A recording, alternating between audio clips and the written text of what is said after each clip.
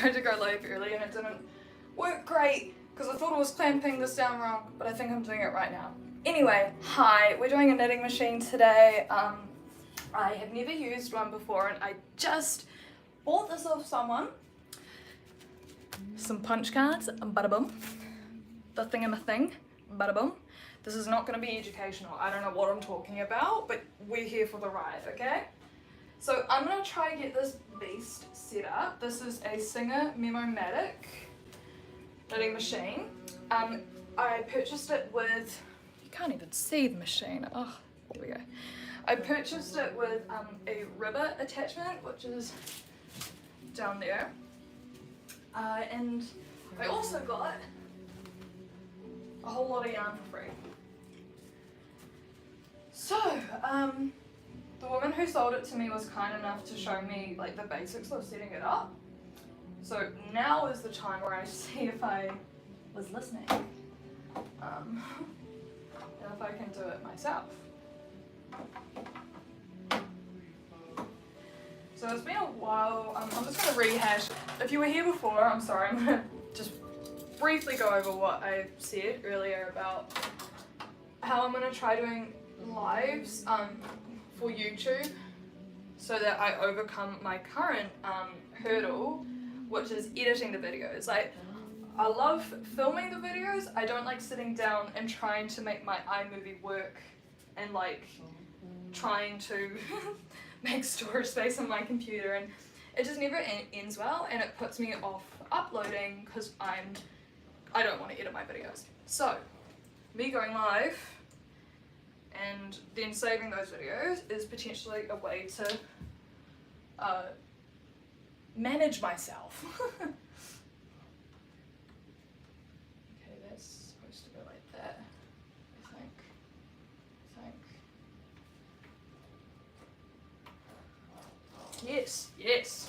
Yes, haha.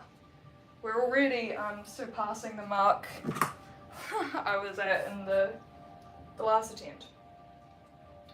So I haven't posted on YouTube in a while and given updates on what I'm up to, but I've been really exploring some different fibre and yarn related things. So I've joined like my local knitting club, a bunch of really lovely ladies, and they've taught me how to spin. I've tried weaving, not really a fan, love spinning. I've tried like spinning on a wheel and on a drop spindle. I like them both. And I'm really empowered by this doing spinning as well, because it, like now I can make yarn out of anything, right? But I will always be able to knit. I won't have to buy yarn, which is super cool. And I've also been playing around with like the circular knitting machines. So here's some of the stuff I've made, but they're quite janky, like those little plastic ones that you get. And I'm finding it quite hard just to like hold the thing and get it and like crank the handle whilst using it. So I've been really looking forward to trying one of these, and one of the reasons is I really want to try using like multiple colours. So I think I can just use 2 colours up on here on 2 different yarns, and I want to do like jacquard ribbing, so 2 different colours for the rib, but there's no floats. So I can do that because I've got that rubber attachment, which also enables me to do circular knitting. So the rubber attachment is another set of needles that goes like here. And so you can do circular knitting and make tubes. You can make really long panels by like doing a U. And you can also do like lots of different types of ribbing. I think you can do like brioche and stuff too, which is insane to me. But I've been really wanting to use some really fine and delicate yarns to make really big dresses and stuff. So obviously I don't want to do that with my own 2 hands and a pair of knitting needles because I'll be here for like 2 years. So I think that's going to be the first aim of using this, is making some type of dress or like big garment that I'm really limited and wouldn't actually be able to do just with my 2 hands.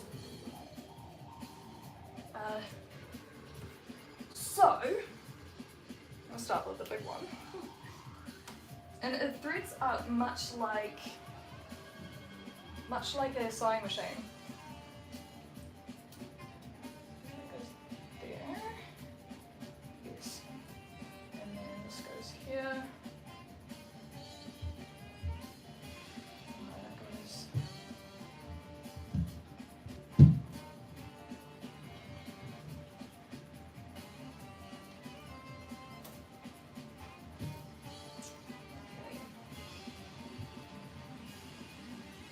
So with the, I'm just going to talk shit while I do this.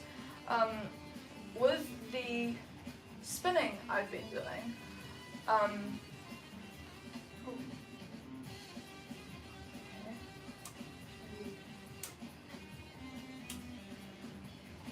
so apparently this thing isn't supposed to like live up there. There's supposed to be more tension on it. Like there's supposed to be more down here like this. Oh.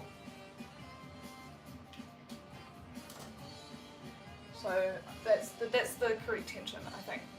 Oh, you can barely see that. It's all the way up there.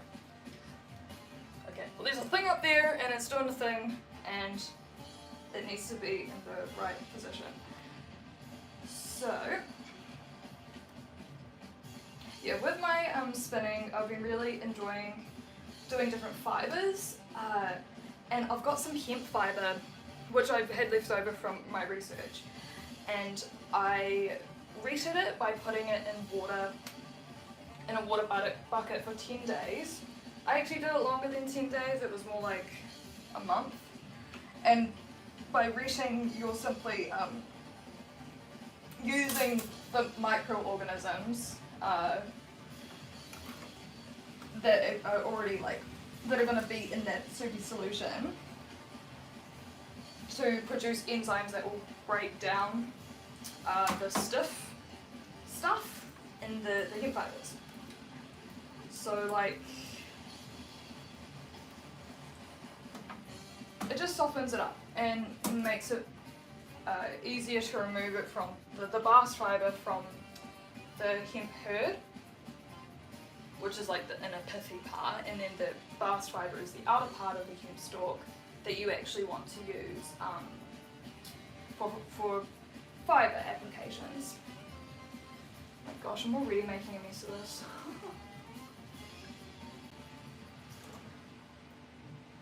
And so once you've separated the bast fibre, resetted the thing, so got the microorganisms to have a good go at digesting it, then you comb it out in a process called hackling. At first I just tried shoving a bunch of nails through a piece of wood, but they're all going off in different directions, so I'm trying to throw these hemp fibres over the nails and comb it out. And it just wasn't really working. But then the lovely ladies at my knitting club lent me a proper set of heckling combs that you clamp to a table, and then you throw the fibres over and comb them out. And I did that, and I've managed to spin some hemp, and it was, I think I took some photos and they're on my Instagram. And it was a really satisfying process, particularly when I tried wet spinning. I really enjoyed wet spinning of the hemp fibre. And it just made it a lot easier to get it to be smooth rather than very spiky, like a hessian sack with bits poking out everywhere.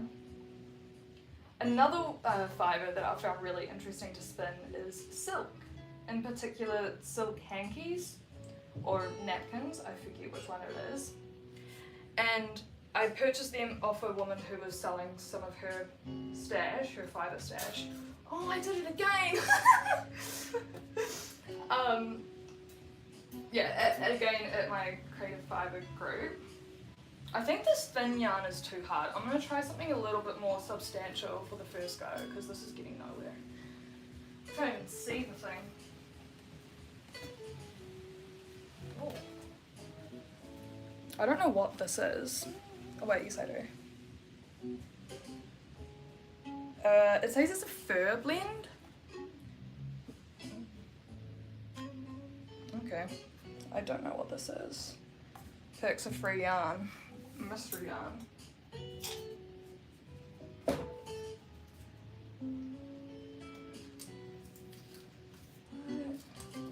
It's got like 3 different stickers. Okay, ultimate, it's terrible lighting, ultimate mystery yarn. So there's a little gauge up here which I think controls how tightly the yarn gets, oh yeah that's it, how tightly the yarn gets like clapped in this thingy, which will impact, yeah, how readily it flows through the thing. So into the clampy bit, and then this thing, and then the antenna thing, and then that thing. Okay, this is looking a bit easier. Oh, so the silk hankies, yeah, they're really interesting because you get these big like tissues of silk. Or imagine like a spider web handkerchief. Spider silk or whatever. So what you have to do is you like put your thumb through the center of the hanky and then you just like rip it all apart from there into a big loop, and then that big loop is the fibre that you feed into the wheel. And it gets stuck on everything, eh? And it's really strong. I mean, I knew silk was strong, but I didn't really appreciate it until I was spinning it. Like so delicate and flying all over the place, but at the same time, like I can't, it's hard to pull it apart. So silk's been really interesting to spin. I've tried some linen. I love alpaca, I love working with alpaca. Now this goes into the little slotty thing on the thing. Very educational, very informative. I know, I'm so good at this.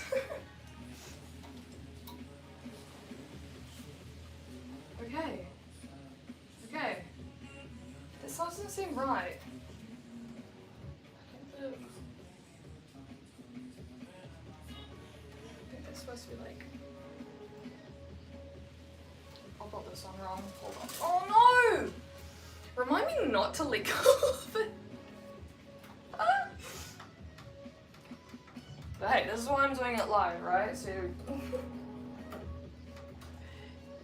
you get all the bloopers. Oh wait, but this one actually stayed in and didn't tangle up. Okay, so we're already, I think changing the yarn was a good decision. Oh, also, the top that I'm wearing, this is a pattern by a New Zealand knitwear designer, Andy Knits on Instagram.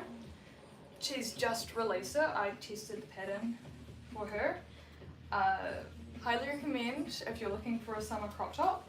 If you can, it's a bit hard to tell with the variegated yarn, but there's a strip of ribbing down the back, and then there's a folded over hem and I-cord edging and straps.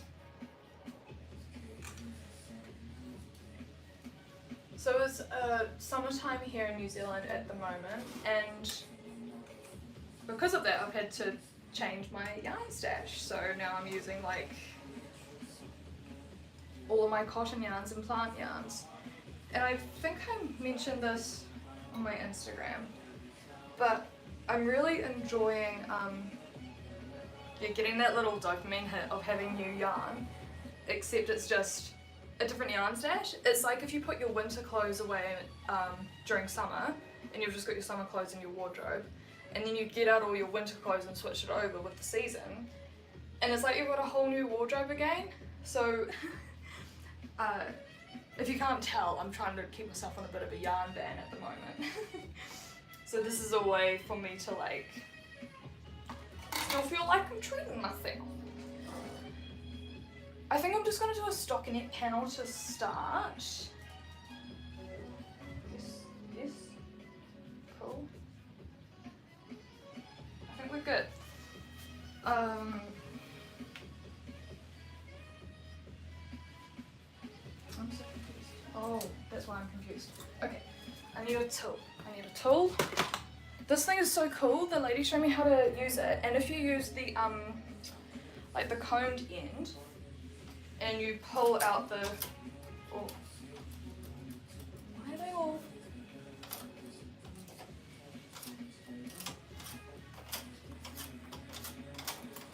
You're supposed to like move all the way out. Oh no, I did it again. This is not going well. Oh, there we go. Now they're doing it.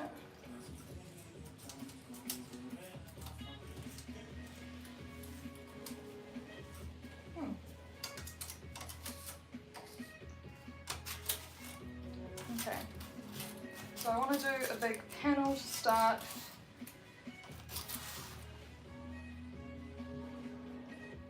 So I want to do a dress.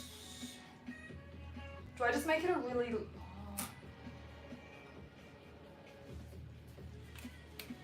How long did I do this one? Just measuring tape. So I think I'll do 2 panels for a dress, like a really long sleeved and maxi dress. So I'm gonna need a front panel and a back panel. I'm just gonna make some rectangles. It came with a measuring tape. So where's the widest point of me? Okay, what have we got? Like 41 inches, 40 inches, so 20 inches. Should be the, oh look, I've pretty much got that set up here. Okay. Let's get rid of a few of those. And we want a bit of stretch, right? A bit of negative ease. So let's go, you know, like 19, 18 and a half inches. Which is like 47 centimeters.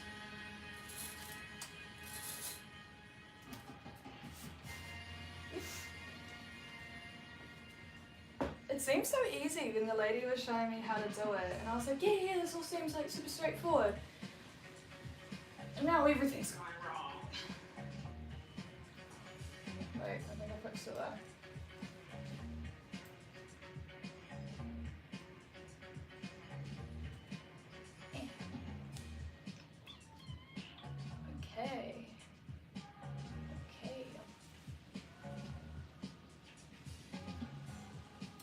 Should I try to like do a, I think I'll try to do a stockinette panel first, just like straight and simple.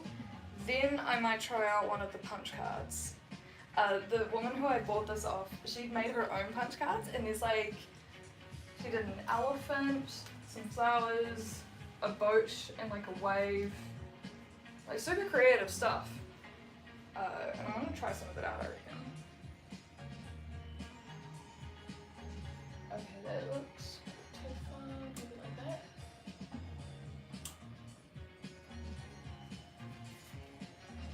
So I suspect that the reason this thing keeps flicking out when I let go of the yarn, which I shouldn't be doing, is I probably didn't have it on a high enough setting for the tension on this part up here.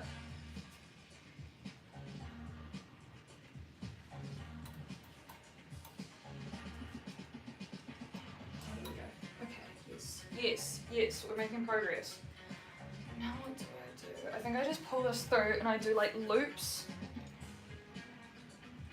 Yeah, around each of these.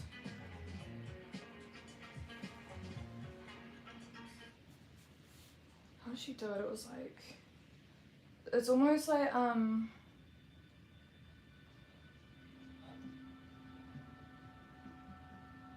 like what's it called? Putting it when you cast on with the back loops. I think that's what you're supposed to do here, so that's what I'm trying to accomplish.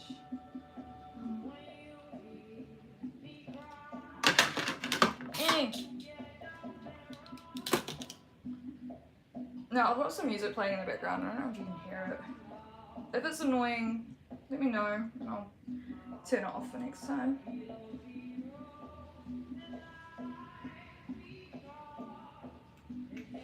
Oh, something I haven't talked about. So, I've been working on a pattern recently.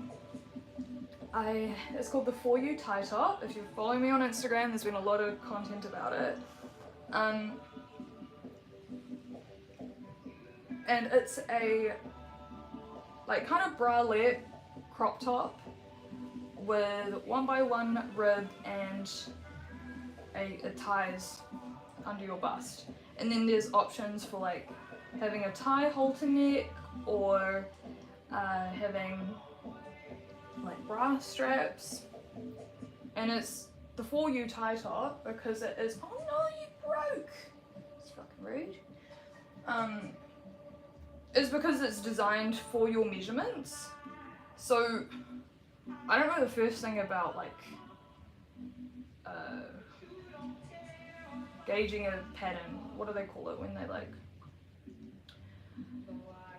when you figure out all the different sizes for the pattern that you've made and you use the standard body measurements and stuff.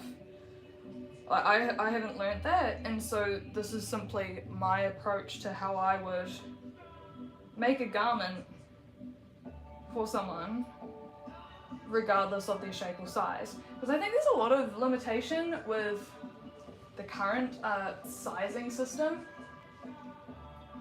I mean, I think there is a lot of limitation. And so many different body shapes get left out. It's not cool. So it's my hope that this pattern will, fit as many people as possible. And a part of the pattern I had put like, even if you've got different boob sizes,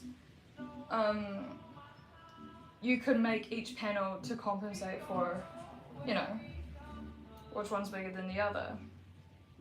But I don't want to put that into the pattern because I haven't tested it.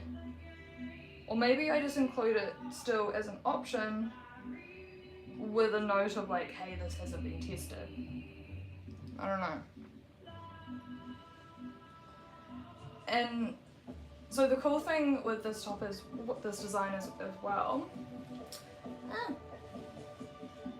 is you can kind of wear it as a vest piece over like a white shirt or something and do it in a warm fabric. So I've made a couple with wool and alpaca. Or you can do it in a plant yarn and it can be more of a summer crop top that you just wear by itself. And I mean, of course, there's nothing stopping you from wearing like the plant yarn over a shirt. You know the look I'm talking about, like the crop top over the shirt look? Yeah, kind of like that. Oh my gosh, this takes so long. Knitting is an exercise in patience. I have to remind myself of that a lot.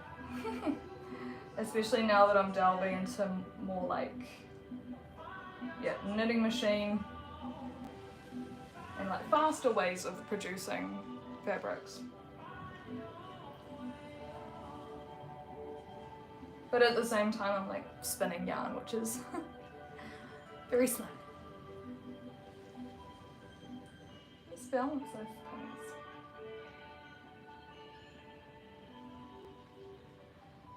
Now if any of you are based in New Zealand and you don't know about Creative Fibre, I highly recommend you check them out. It's the knitting, the National Knitting Club, and so they have groups in all different areas,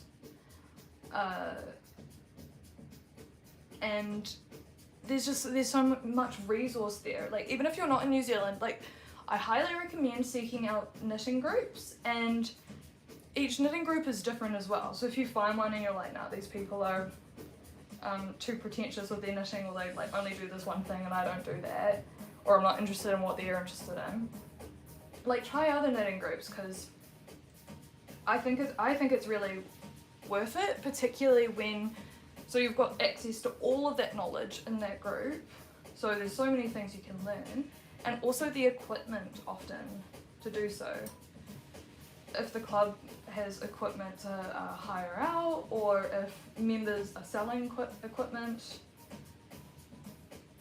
Yeah, I've had a really good experience with my creative fibre group, so if you've been thinking about it, do it.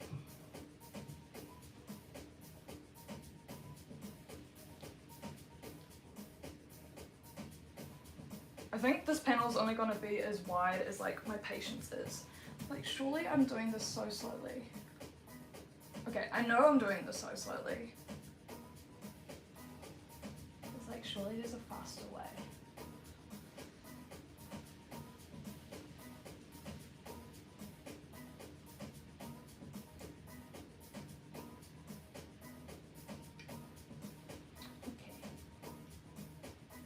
So the dress I'm wanting to make with this, I want it to be long sleeved. If you also live in New Zealand, you know how hazardous our sun is. We have a very depleted ozone layer here, so the sun burn is violent. So and because I've got ankle over me, I want to protect my arms and my skin from those violent UV rays. So I'm really into long sleeved garments, and also ones that cover the décolletage and the shoulders. Because it's brutal out here, man. Especially when you're wanting to do festivals or just be outside for extended periods. Your sunblock will only last so long, and if you miss that reapply window, oh, the pink, the burns are, yeah, vicious. Hey, I'm just going to do a complete change in topic here and start talking about fantasy romance novels. I have seen a little bit of a trend of a lot of knitters and crafty yarn folk also enjoying fantasy romance novels, so therefore I do think it's relevant in this way to talk about it. I love listening to audiobooks because then I can knit at the same time. And also it encourages me to do other things while I'm listening to an audiobook, like clean. And it's really interesting, like when I first started watching knitting podcasts, and I think I was watching, can't remember, but they said a kotar, and I was like, what, avatar? What are they talking about? And it wasn't until I was like already reading A Court of Thorns and Roses that I realized they were talking about the book I was already reading.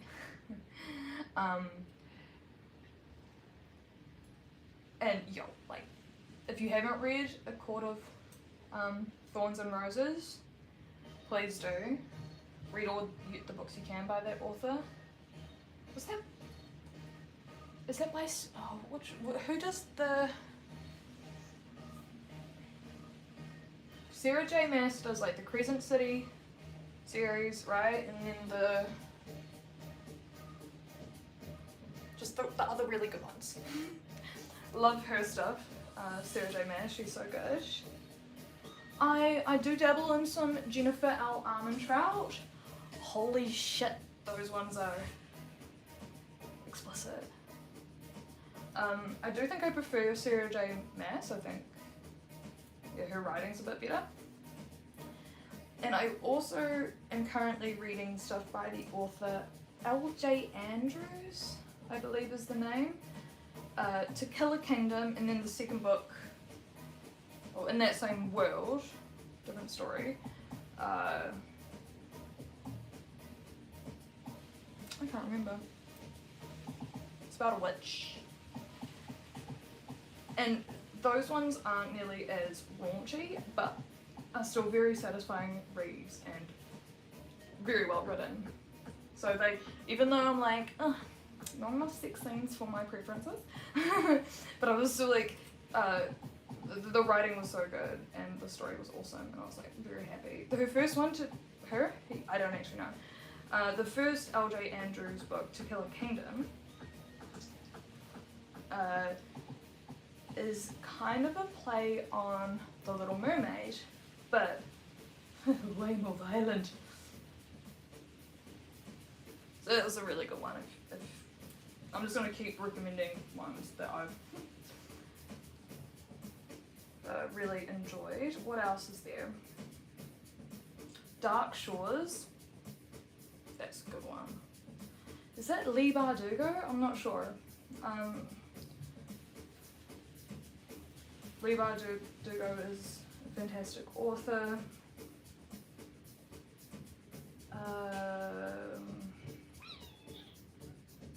What else have I got?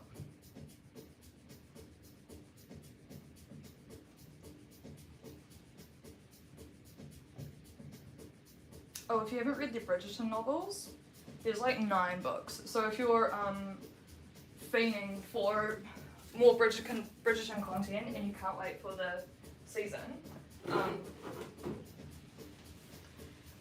then I highly recommend listening to the audiobooks.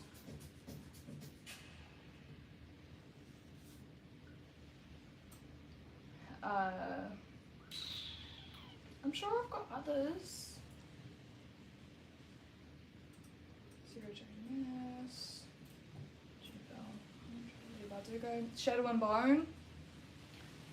That is a good series. Oh, same again. If you're holding out for the Shadow and Bone series on Netflix, definitely worth listening to the audiobooks or reading the book, because the storyline, advances beyond what the series has already dealt with, but also tells, like, the series does tell the story on Netflix, tells it in a different way. So it is same with the Bridgerton novels and versus the Netflix series. Same with the Witcher novels and the Witcher series, which I recommend as well. Yeah, you get a different experience when you read the book versus watching the show. So you're not, it's not like, with anime and manga, they'll a lot of the time be so loyal to the original manga text that it's almost frame by frame of the comic that they've put into the anime, and so it's very much following to the T what the book was, whereas like the Bridgerton, The Witcher, Shadow and Bone, they're all being somewhat interpreted in a way that very much like actually no, I won't make that comparison.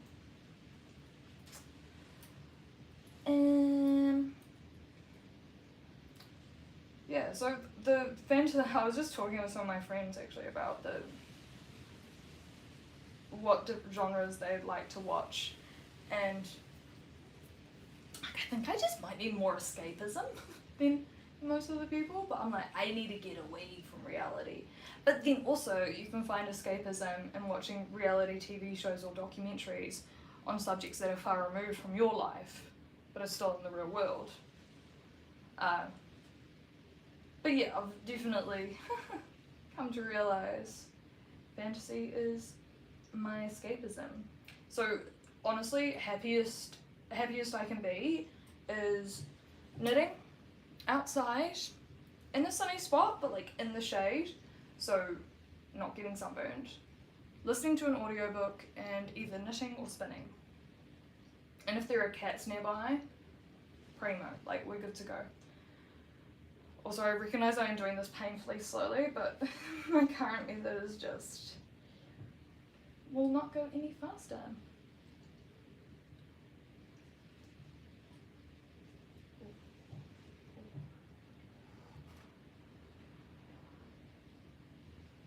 Oh no, my music turned off.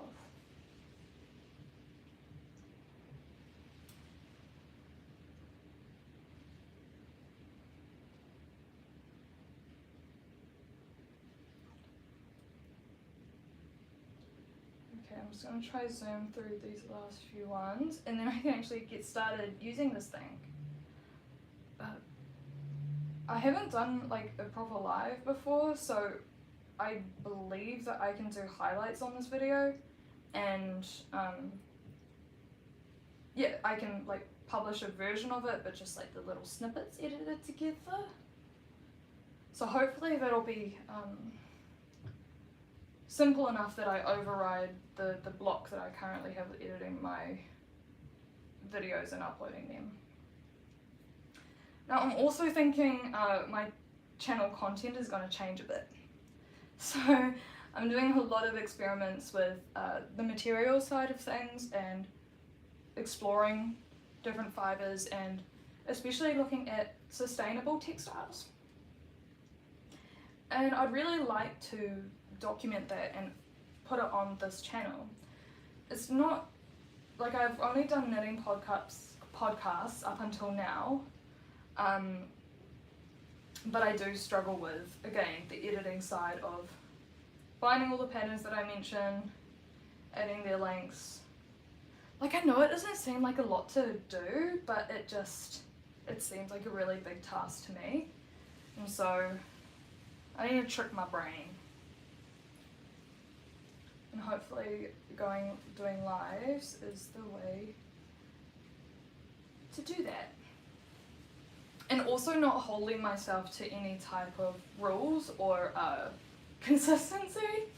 Like, if I'm just able to do whatever I want and I just so happen to upload it as well, then I'm like, that's the most likely I am to actually, you know, share the experiments that I'm doing and the different things that I'm trying. Like, I've got so many videos of me spinning wool, and I've been wanting to upload a spinning video, but I just haven't sat down and edited it.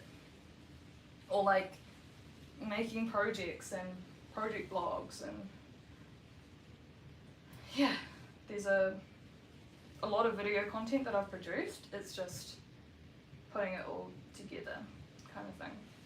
And I also don't just want to upload for the sake of uploading, for the sake of producing content. I would rather, like, I was really excited when I picked this up, and that made me want to do a live because I wanted to share that and talk about it with you guys. So if I can maintain my excitement for it, which for me tends to be not having any rules, then I'm more likely to be consistent.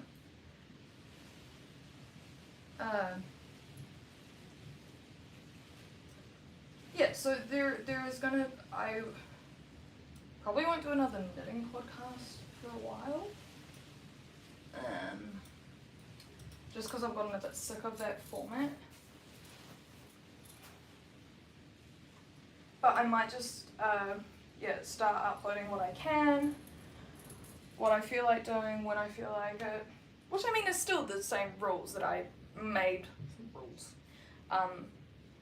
the same absence of rules I outlined for myself when I started this channel.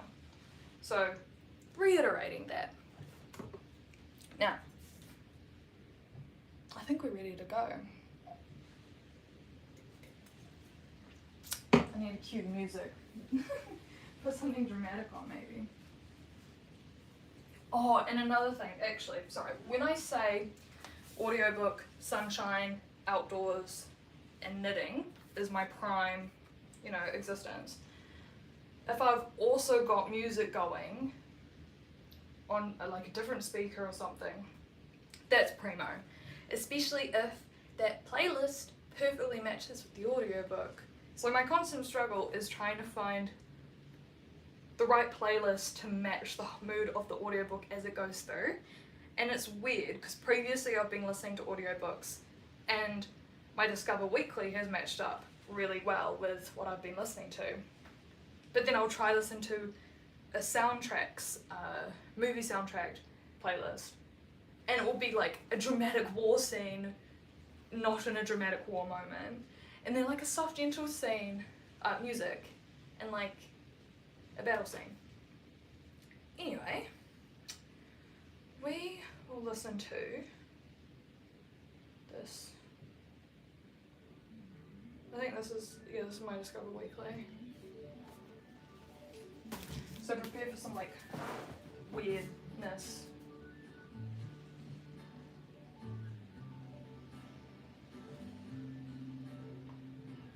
Okay, this yarn, I believe you adjust this dial here for the thickness of the yarn. Currently it's at 7. Oh, and the cool thing about the knitting instructions is they actually have a little section, yeah. So they show you all the yarn weights and the, is that focusing? The number on the dial that you need to use for each yarn weight, and this is actual size. So, yeah, maybe like 4. So it's currently on 7. Let's bring it back there.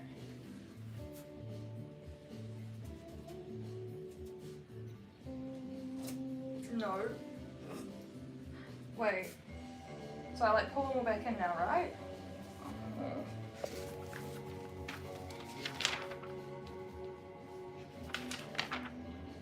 Like I have a tendency to break things, so I need to be really careful with this. Okay.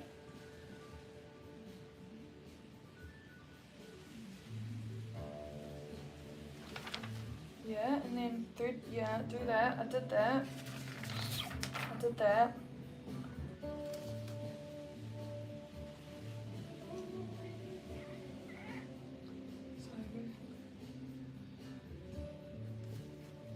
Wait, did I do it wrong? Am I supposed to leave the needles out when I pull this thing across? I feel like I'm gonna fuck them up. Do I just push them back like a little bit?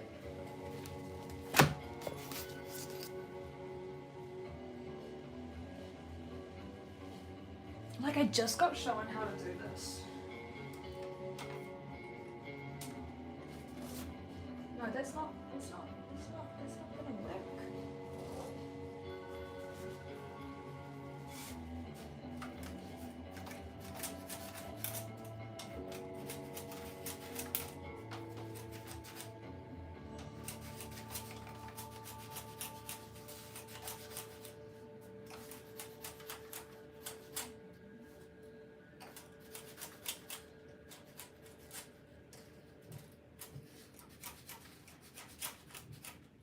I'm probably doing this wrong. But... oh well.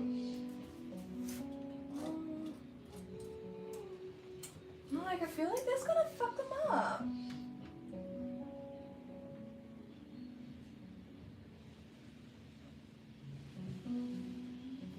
Have I put this on wrong?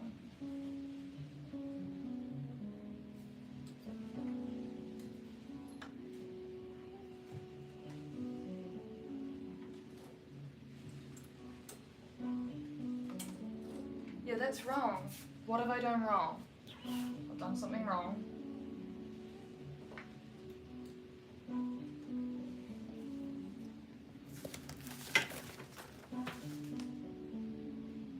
So I put the things on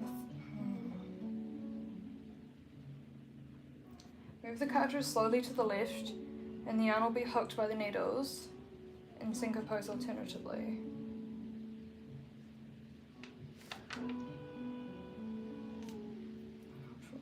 Yeah, I've threaded the machine. Oh, move the cartridge slowly. So in the B position. And leave it. Yeah, we're going for stocking it. Alright. So I think I push the needles back in. If I don't, well, I'm just gonna do it anyway.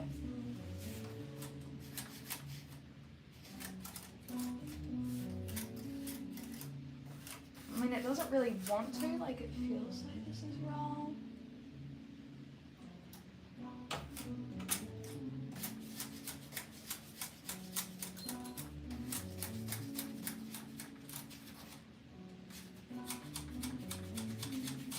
Like it's really tight because these needles aren't moving very well.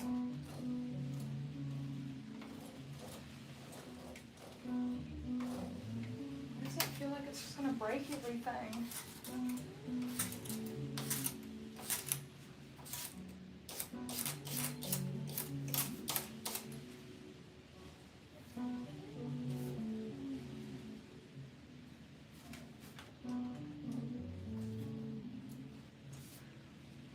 Because that went in the wrong place. Oh, okay.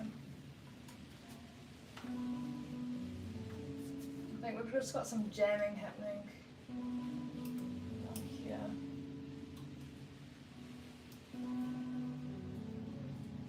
Okay.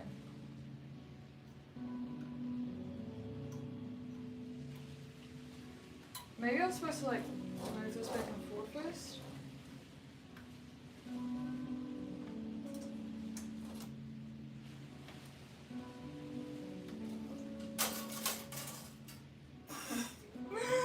Alright, I think this is a problem I need to go do some research on. We got this far. Thank you for sticking with me through this. Yeah, little catch up, kind of setting up of needles. If I manage to figure out what I've done wrong, maybe I'll go live again, but I probably just need to focus on this and sort my shit. Thank you so much for joining though, and hopefully I'll be doing more of these. Have a good evening, good morning, wherever, whatever it is in your part of the world. Love and kisses.